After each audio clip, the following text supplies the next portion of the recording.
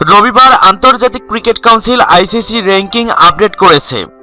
One day ব্যাটসম্যানদের র্যাঙ্কিংয়ে ব্যাপক অবনতি হয়েছে টাইগার ব্যাটসম্যান তামিম ইকবালের। তিনি 5 ধাপ নিচে নেমে গেছেন। র্যাঙ্কিংয়ে তার বর্তমান অবস্থান 19 নম্বরে। নিউজিল্যান্ডের বিপক্ষে সদ্য শেষ হওয়া সিরিজে ব্যাট হাতে নিজেকে একেবারেই প্রমাণ করতে পারেননি তামিম ইকবাল। ব্যর্থতার পরিচয় দিয়ে 3 ম্যাচে তার ব্যাট থেকে এসেছে মোটে 10 রান। এদিকে র্যাঙ্কিংয়ে অবনতি হয়েছে আরেক টাইগার ব্যাটসম্যান মুশফিকুর রহিমেরও। তিনি 4 ধাপ নিচে নেমেছেন। তার বর্তমান অবস্থান 18 নম্বরে।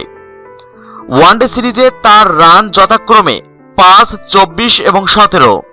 এদিকে আইসিসির ওয়ানডে র্যাঙ্কিংয়ে 4 নম্বরে জায়গা করে নিয়েছেন প্রোটিয়া উইকেটরক্ষক ব্যাটসম্যান কুইন্টন ডি কক।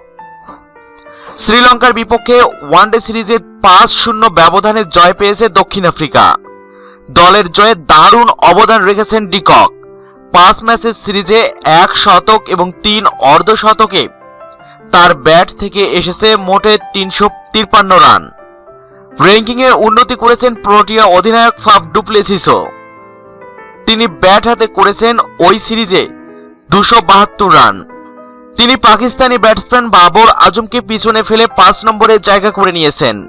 অস্ট্রেলিয়ার বিপক্ষে সিরিজ হারলেও ব্যাট হাতে দারুণ পারফরমেন্স করেছে ভারতীয় দলপতি বিরাট কোহলি আর রোহিত শর্মা। কোহলি সদ্য শেষ হওয়া সিরিজে 310 রান করেছেন। তিনি ব্যাটসম্যান র্যাঙ্কিংয়ে শীর্ষ স্থান ধরে রেখেছেন।